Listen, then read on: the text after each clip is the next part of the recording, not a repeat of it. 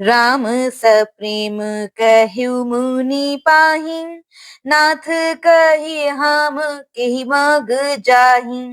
मुनि मन बिहसी राम सन कहि, सुगम सकल मग तुम कहूँ अहि। अर्थात चलते समय बड़े प्रेम से श्री राम जी ने मुनि से कहा, हे नाथ, बताइए हम किस मार्ग से जाएं? मुनि मन में हंसकर श्री राम जी से कहते हैं कि आपके लिए सभी मार्ग सुगम हैं। साथ लागे मुनि शिष्य बोलाए, सुनि मन मुदित पचासक आए। सबनि राम पर प्रेम अपारा, सकल कहि मगो दीख हमारा। अर्थात फिर उनके साथ के लिए मुनि ने शिष्यों को बुलाया।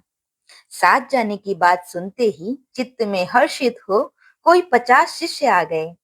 सभी का श्री राम जी पर अपार प्रेम है। सभी कहते हैं कि मार्ग हमारा देखा हुआ है। मुनि बटु चारी संग तब दीन्हे, जिन्ह बहु जन्म सुकृत सब कीन्हे। करि प्रणाम ऋषि आयसु पाई, प्रमुदित हृदय चले रघुराई।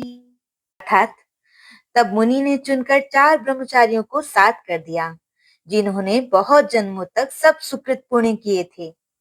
श्री रघुनाथ जी प्रणाम कर और ऋषि की आज्ञा पाकर हृदय में बड़े ही आनंदित होकर चले।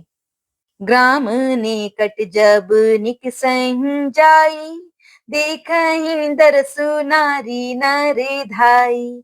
होहिं सनाथ जन्म फलु पाई, फिरहिं दुखित मनु संग पठाई। अर्थात जब वे किसी गांव के पास से होकर निकलते हैं, तब स्त्री पुरुष दौड़कर उनके रूप को देखने लगते हैं। जन्म का फल पाकर वे सनाथ हो जाते हैं और मन को नाथ के साथ भेजकर दुखी होकर लौट आते हैं। बिदा की बटु बिनय करी, फिरे पाई मन काम। उतरी नहाए जमुन जल, जो शरीर सम श्याम। जो शरीर सम श्याम। अर्थात तदंतर श्री राम जी ने विनती करके चारों ब्रह्मचारियों को विदा किया। वे मनचाही वस्तु यानी अनन्य भक्ति पाकर लौटे।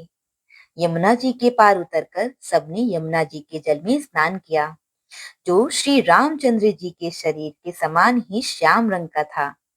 बोलो सियावर रामचंद्र जी की जय। कृपया चैनल को लाइक, सब्सक्राइब एंड शेयर करें और प्रभु की निर्मल भक्ति को जन जन तक पहुंचाएं।